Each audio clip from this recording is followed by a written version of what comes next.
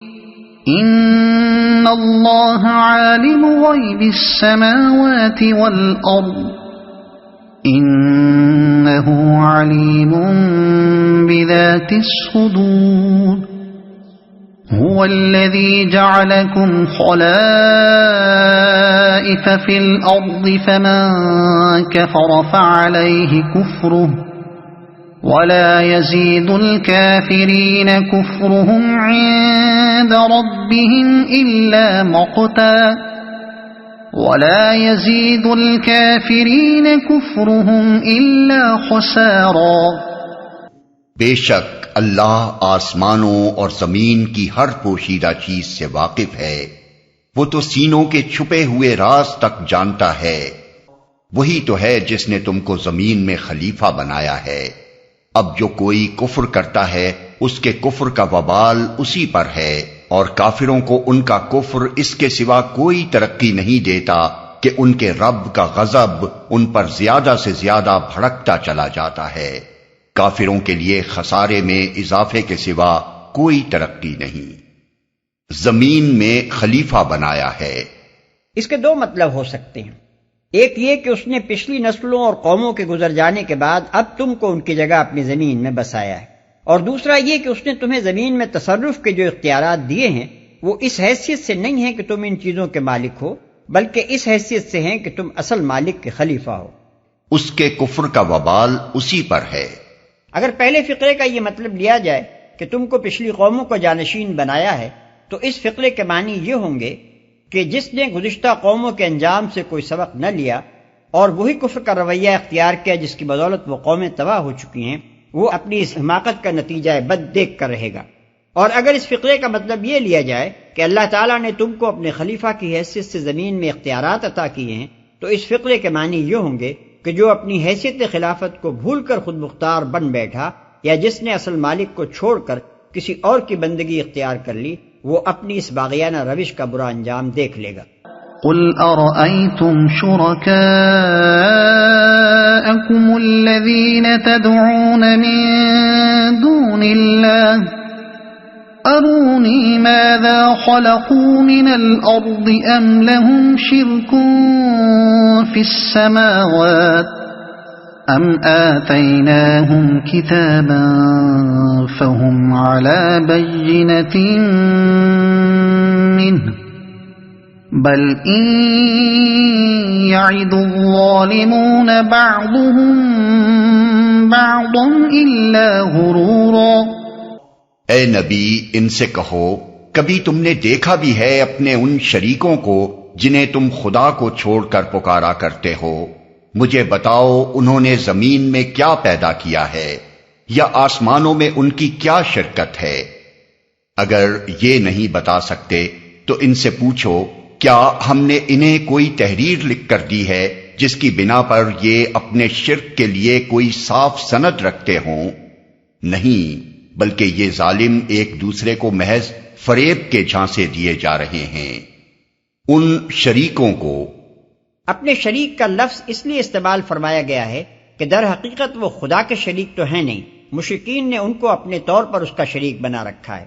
صاف سند رکھتے ہوں، یعنی کیا ہمارا لکھا ہوا کوئی پروانہ ان کے پاس ایسا ہے جس میں ہم نے یہ تحریر کیا ہو کہ فلاں فلاں اشخاص کو ہم نے بیماروں کو تندرست کرنے، یا بے روزگاروں کو روزگار دلوانے، یا حاجت مندوں کی حاجتیں پوری کرنے کے اختیارات دیے ہیں، یا فلاں فلاں ہستیوں کو ہم نے اپنی زمین کے فلاں حصوں کا مختار کار بنا دیا ہے، اور ان علاقوں کے لوگوں کی قسمتیں بنانا اور بگاڑنا اب ان کے ہاتھ میں ہے، لہذا ہمارے بندوں کو اب انہی سے دعائیں مانگنی چاہیے اور انہی کے حضور نظریں اور نیازیں چڑھانی چاہیے، اور جو نعمتیں بھی ملے ان پر انہی چھوٹے خداؤں کا شکر بجا لانا چاہیے۔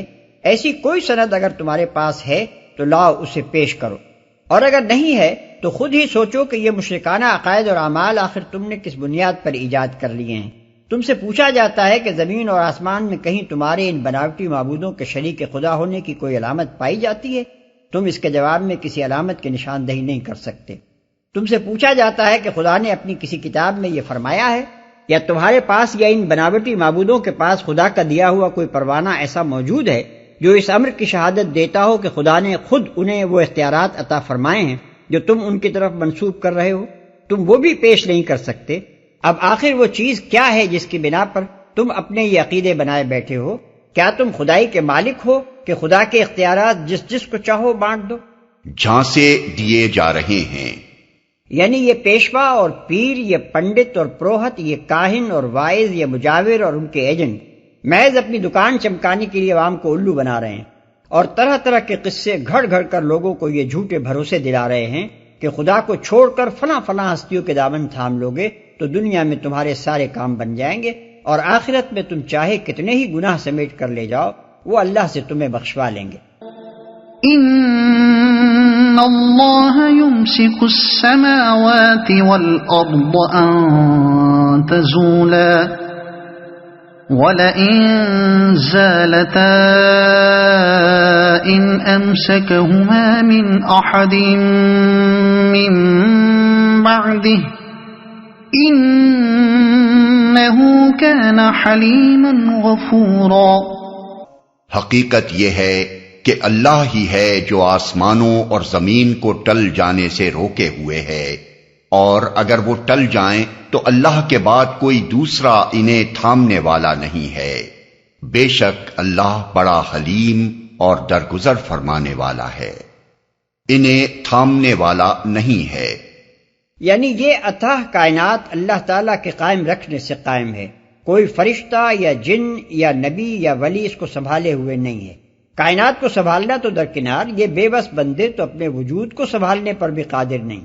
ہر ایک اپنی پیدائش اور اپنے بقا کے لیے ہر آن اللہ جل شانہ کا محتاج ہے۔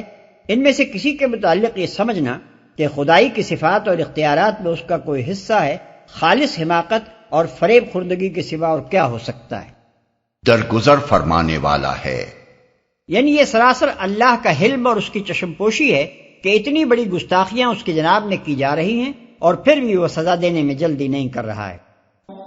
وَأَقْسَمُوا بِاللَّهِ جَهْدَ أَيْمَانِهِمْ لَئِن جَاءَهُمْ نَذِيرٌ لَيَكُونُنَّ أَهْدَىٰ مِنْ إِحْدَى الْأُمَمِ فَلَمَّا جَاءَهُمْ نَذِيرٌ مَا زَادَهُمْ إِلَّا نُفُورًا استكبارا في الأرض ومكر السيء ولا يحيق المكر السيء إلا بأهله فهل ينظرون إلا سنة الأولين فلن تجد لسنة الله تبديلا وَلَن تَجِدَ لِسُنَّةِ اللَّهِ تَحْوِيلًا۔ یہ لوگ کڑی کڑی قسمیں کھا کر کہا کرتے تھے کہ اگر کوئی خبردار کرنے والا ان کے ہاں آ گیا ہوتا تو یہ دنیا کی ہر دوسری قوم سے بڑھ کر راست رو ہوتے، مگر جب خبردار کرنے والا ان کے پاس آ گیا تو اس کی آمد نے ان کے اندر حق سے فرار کے سوا کسی چیز میں اضافہ نہ کیا۔ یہ زمین میں اور زیادہ استکبار کرنے لگے اور بری بری چالیں چلنے لگے، حالانکہ بری چالیں اپنے چلنے والوں ہی کو لے بیٹھتی ہیں۔ اب کیا یہ لوگ اس کا انتظار کر رہے ہیں کہ پچھلی قوموں کے ساتھ اللہ کا جو طریقہ رہا ہے وہی ان کے ساتھ بھی بڑھتا جائے؟ یہی بات ہے تو تم اللہ کے طریقے میں ہرگز کوئی تبدیلی نہ پاؤ گے، اور تم کبھی نہ دیکھو گے کہ اللہ کی سنت کو اس کے مقرر راستے سے کوئی طاقت پھیر سکتی ہے۔ بڑھ کر راست رو ہوتے۔ یہ بات نبی صلی اللہ علیہ وسلم کی بعثت سے پہلے عرب کے لوگ عموماً اور قریش کے لوگ خصوصاً یہود و نصارہ کی بگڑی ہوئی اخلاقی حالت کو دیکھ کر کہا کرتے تھے۔ ان کے اس قول کا ذکر اس سے پہلے سورہ انعام آیات 156-157 میں بھی گزر چکا ہے، اور آگے سورہ صافات آیات 167 تا 169 میں بھی آ رہا ہے۔ وہی ان کے ساتھ بھی بڑھتا جائے، یعنی اللہ کا یہ قانون ان پر بھی جاری ہو جائے کہ جو قوم اپنے نبی کو جھٹلاتی ہے وہ تباہ کر کے رکھ دی جاتی ہے۔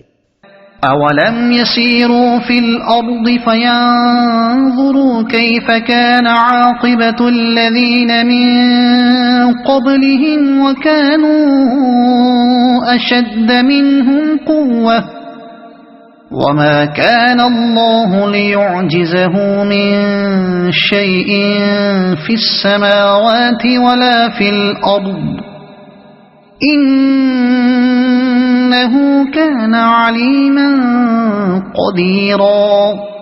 کیا یہ لوگ زمین میں کبھی چلے پھرے نہیں ہیں کہ انہیں ان لوگوں کا انجام نظر آتا جو ان سے پہلے گزر چکے ہیں اور ان سے بہت زیادہ طاقتور تھے؟ اللہ کو کوئی چیز عاجز کرنے والی نہیں ہے، نہ آسمانوں میں اور نہ زمین میں۔ وہ سب کچھ جانتا ہے اور ہر چیز پر قدرت رکھتا ہے۔ وَلَوْ يُؤَاخِذُ اللَّهُ النَّاسَ بِمَا كَسَبُوا مَا تَرَكَ عَلَى ظَهْرِهَا مِن دَابَّةٍ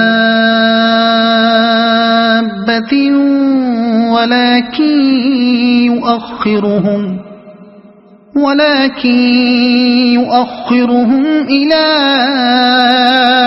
أجل مسمى فإذا جاء أجلهم فإن الله كان بعباده بصيرا۔ اگر کہیں وہ لوگوں کو ان کے کیے کرتوتوں پر پکڑتا تو زمین پر کسی متنفس کو جیتا نہ چھوڑتا، مگر وہ انہیں ایک مقرر وقت تک کے لیے مہلت دے رہا ہے۔ پھر جب ان کا وقت آن پورا ہوگا تو اللہ اپنے بندوں کو دیکھ لے گا۔